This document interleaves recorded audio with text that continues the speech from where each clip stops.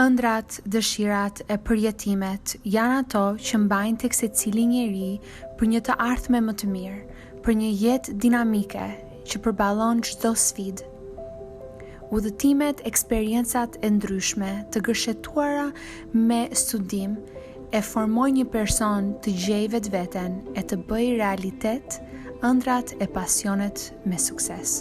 Përshëndetje të dashur miq, ja ku jemi në këtë prezantim, ku dëshirojmë t'ju sjellim kujtime, ndodhi personale plot kolorit nga personalitetet e njerëzve të thjeshtë të komunitetit shqiptaro-amerikan, nga arti, muzikës, filmi, mjekësia e të fushëve të ndryshme. Në këtë udhëtim do përpiqemi t'ju sjellim ndodhje e fakte të gjalla, plot dashuri, emocion e të cilat shpresojmë t'ju kënaqim. Pra, mirë se erdhët në këtë bashkëbisedim. Të dëshiruar se do të përjetoni copcat e jetës plot kënaqësi për te oqeanit mbushur, mballuar për Shqipërinë.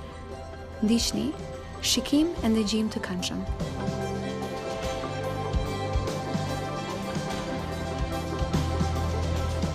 Po me këtë COVID në karantinë që u mbyllën restorantet, si e përballove situatën? Ishte shumë e vështirë për ty? Ishte e vështirë në fillim, sepse nuk e prisnim, obviously like everybody else. Edhe nuk ishim përgatitur për like to go only. Edhe during COVID, e këthym shumë shpejt atë business plan or business strategy. We just did all to-go's. We kept to-go's open. We completely changed our to-go material. We did a lot of brunch boxes, which were a huge thing for us. We branded all of our to-go's, and I was probably the only psycho spending on marketing during COVID, you know, because every restaurant was pulling back and trying to limit their overhead, and I was like, okay, cool, we're gonna spend more because people need to know we're open. People need to know that we're doing to-go's. People need to know what we're doing. That's giving hope, honestly. And especially kur bizneset janë mbyllur, kur vendet janë mbyllur, gjithë botën duket sikur okay, çfarë po ndodh, you know? So kjo I jep një farë shpresë, kjo që I think my thing is what works for me is I'm deluded in the sense of reality. I'm like, damn, everyone's going through a pandemic, and I'm like, let's do marketing, let's do TikTok videos, you know? Yeah. So that helps because it kind of like takes me out of the moment, and I am very optimistic about things. I have a theory of like, things are gonna work if you work, so who cares? You know what I mean? I had 1,000 other people giving me advice to like, slow down and cut my spending and and cut my marketing. So everybody did. Like everybody who uses the branding company that I use, they cut their marketing, they cut their social media. You know, they stopped doing social media, and I thought that was like the craziest thing. Like that's the only way you're going to connect with your customers. How are you going to be open? They can't walk through your doors, and you're going to cut social media, which is the only outlet that you have to your customers. You know, so. We just, because we stopped spending on employees, we spent more on social. We did more for social. We did more photo shoots. We did more TikToks. And then I had more time too because it wasn't a fully operating business. So I was like super involved in the process. And we were in the process of acquiring this one in West Hartford, and that got put on hold. So it gave me more time. And that's when I dove deep into like to-go's, marketing to people that were at home, changing our content. That was super important to me because I saw restaurants still posting like plates that they had inside the restaurant. Like no one can come inside your restaurant. That's irrelevant to them, you know? So we switched all of our content to people at home with our to-go's. People at home with our to-go bags, with our to-go cups, with our food. It was not connecting. It was literally wasted effort. And so when we came up with the plan, it was like, no, we need people. I literally reached out to people and said, like, can you take pictures in your home? Like whoever was still active as a blogger or so on. And we had an amazing network of people. So we were able to do that because we'd grown it through the time that we've been operating. You know, we do a lot of events, we do a lot of blogger things. And so in the time that COVID hit, they were so gracious to do content for us free because they got so much from us in the 4 years that they were open. That we were open. So It really was amazing, and it was amazing how like the community kind of came together in that sense. It is so crucial to our industry, and I don't think people really get that. You know, I think there are partners in this industry because they are like, Yelp isn't it anymore. The food bloggers, like I would read a food blogger's review before I read Yelp, you know, because it's who knows, you get 1,000 different reviews on Yelp for 1,000 different reasons, but a food blogger, they're more trusted in an honest review, you know, so they are crucial to this industry, and I get it because they're all my age, you know what I mean? So I get it, like half my friends are food bloggers, so I get like how they operate and things along those lines, so yeah. Çfarë të motivon që punon kaq shumë? I don't know. I love building things. Like I love creating spaces, and I think that too for like I love building spaces, and I love building moments, and I think that is what drives me for day to day, you know. But for overall, like immigration is what drives all of us.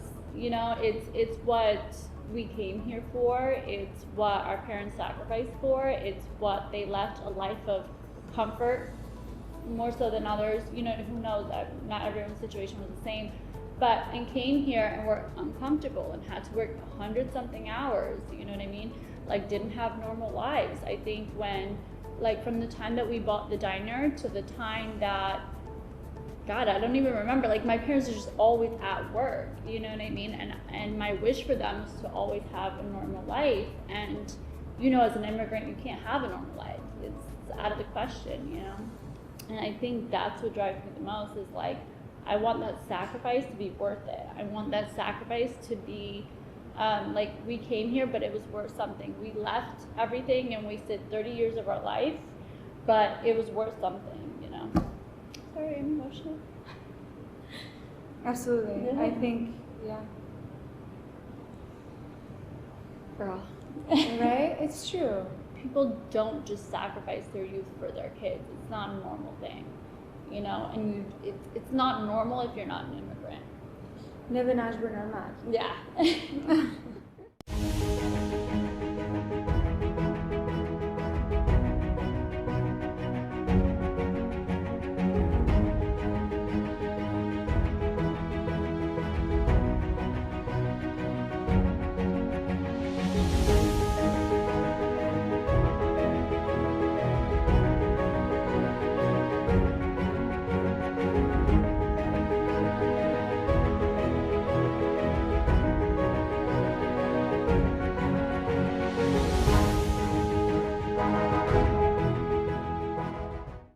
Më para më the për oraret e restorantit, se ditë restoranti janë hapur 24 orë. Yeah. So, ik parasysh, imigranti punon shumë, s'ka jetë vetëm punën e restorantit, kurse ti ndryshove oraret. Yeah, we used to get calls at like 3 in the morning that the server called out, you know, and I was like, this is not a normal life.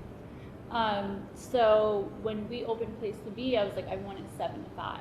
And it's so inconvenient for people, but it is what it is. Like, you need some kind of work-life balance.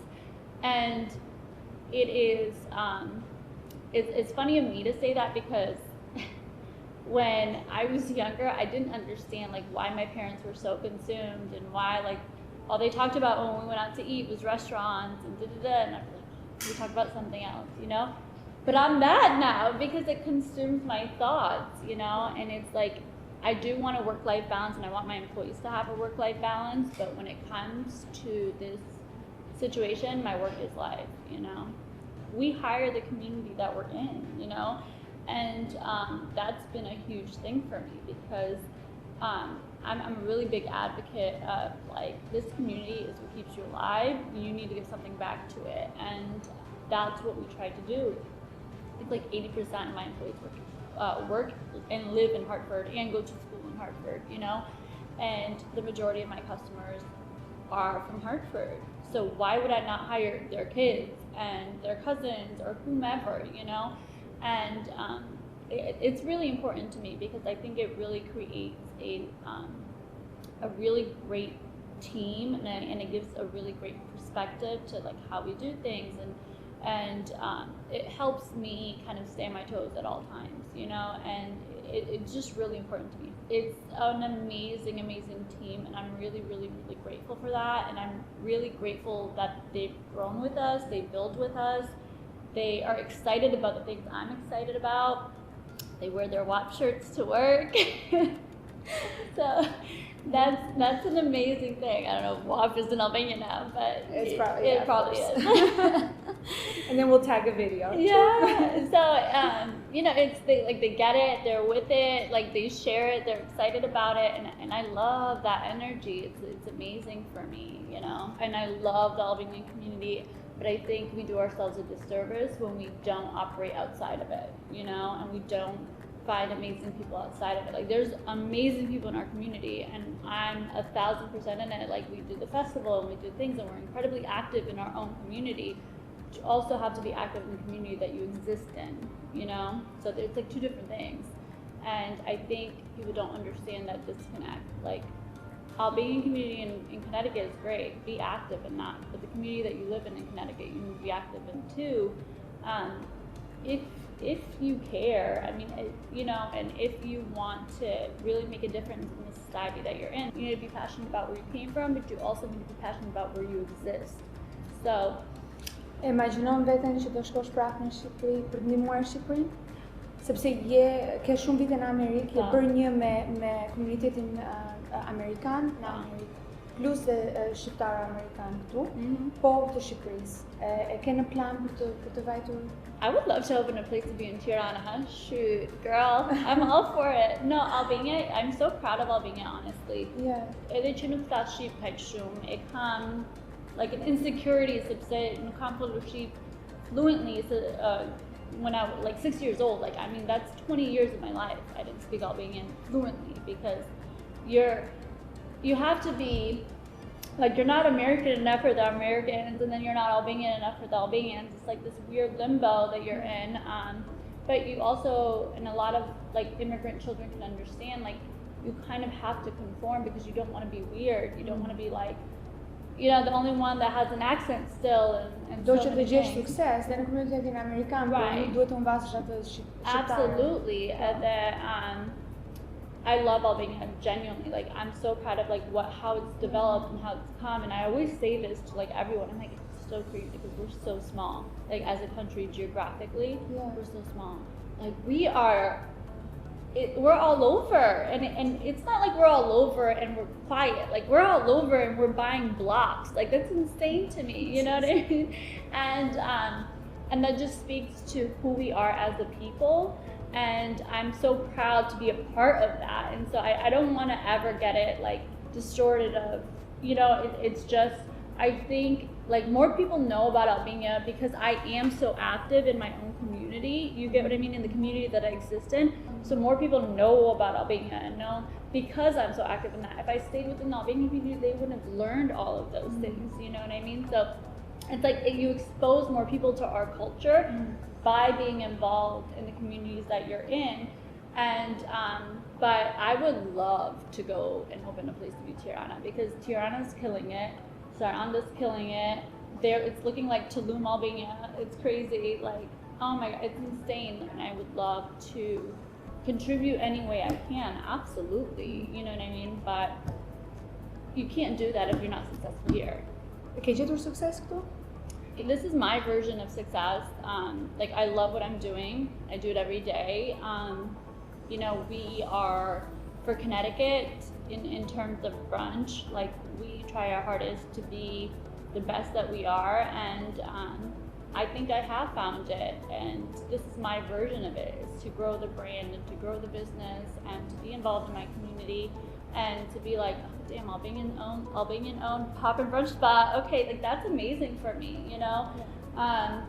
That's my version of success. To have Albanians drive by my place and be like, damn, like, Albanians own that. That's my version of success. We own 80% of the restaurants. That's insane. That's crazy. Like, in Connecticut? Yeah. You can't go to a town in Connecticut and not find an Albanian-owned restaurant. It's not happening. It's just really not happening. You go rural Connecticut. Michigan, is she in Michigan? That's nuts, though. Think about, Michigan's a big state. Yes. Okay, so think about that, though. Yeah. Like, we are this small geographically, and now Michigan, no matter what town you go into, there's an Albanian-owned restaurant. Connecticut, no matter what town you go into, there's an Albanian-owned restaurant. We're hospitable. Yeah. That's just who we are as a culture. You know what I mean? We do hospitality. I don't care what anyone says. We do hospitality better than anyone. Like, there's just no. Europe can go. Albania owns hospitality when it comes to Europe. I don't care what anybody says. Like, you could walk into Albania not knowing anybody. Somebody would invite you into their home and offer you lunch. You don't get that kind of hospitality anywhere else, you know? Yeah. And so, like, it's just natural to us, you know? So that's why we kill the competition out here, so.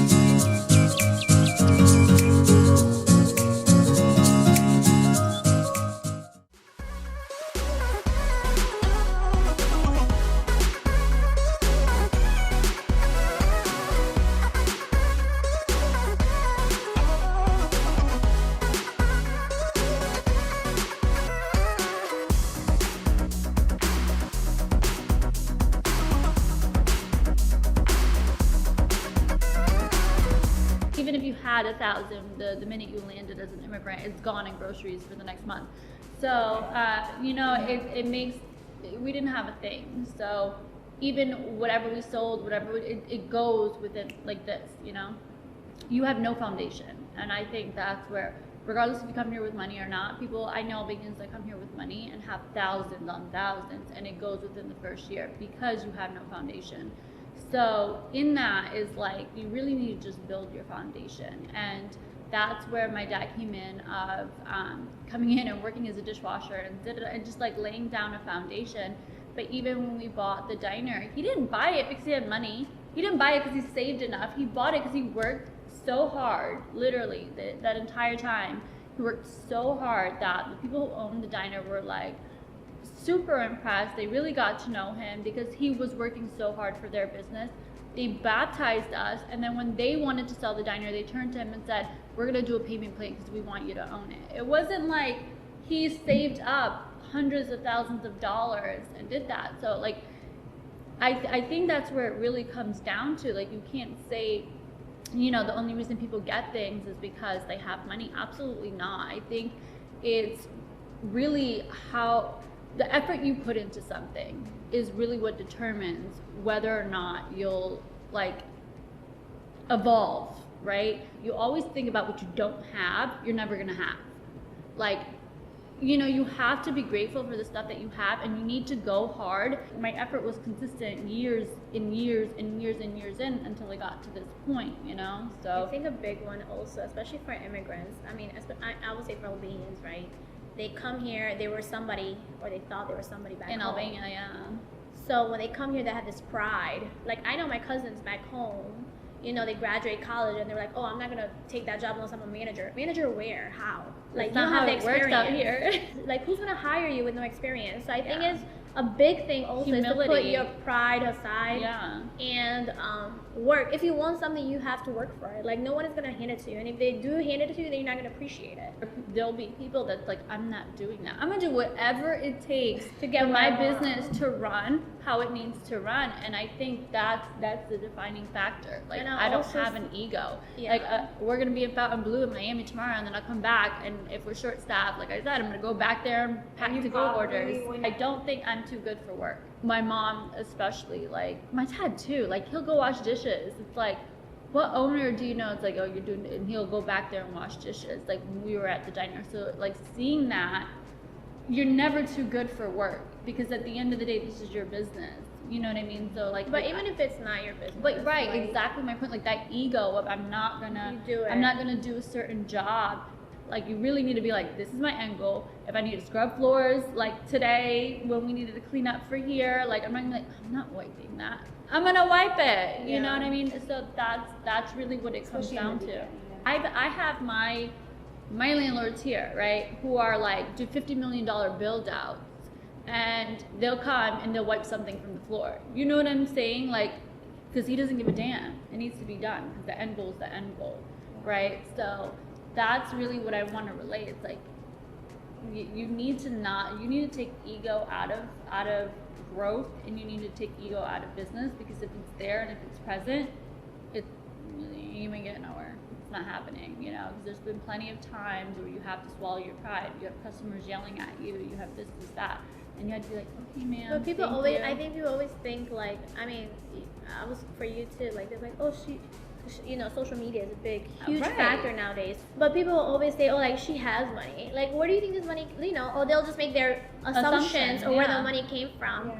And I mean, she's worked since at the diner, at her family's diner forever. I've worked since I was 16. And I don't touch on this as much, but like our mothers are a force. Like they are not traditional Albanian mothers. Nope. In the sense of, and I don't want to disrespect anybody, you know, but like in the sense of like they just don't, they're unconventional, you know, and our household dynamics have been like unconventional in the sense of like my mom runs my damn house, like runs everything, like, you know, it's that's it, like, you know, you're scared of her before you're scared of my dad. So in the sense, and in business too, like in the household and in business and in how she's dealt with like me per se, you know what I mean? She's just like, she has never empathized. She's never been like, oh, poor you. She's like, girl, wake up, do better, get it together, you know, because and that has transitioned so much into business, because like no one cares, but that's how she's operated with me, and so it's transitioned, and we've been conditioned to that. Ornella too, like how she operates, like chick could be out all night and 7 a.m. she's at work the next morning. No sweat, she'll never miss a day. Online mund të na ndiqni në Instagram Vepra Podcast, në Apple, Spotify dhe Anchor app. Faleminderit dhe u takofshim në emisionin e radhës.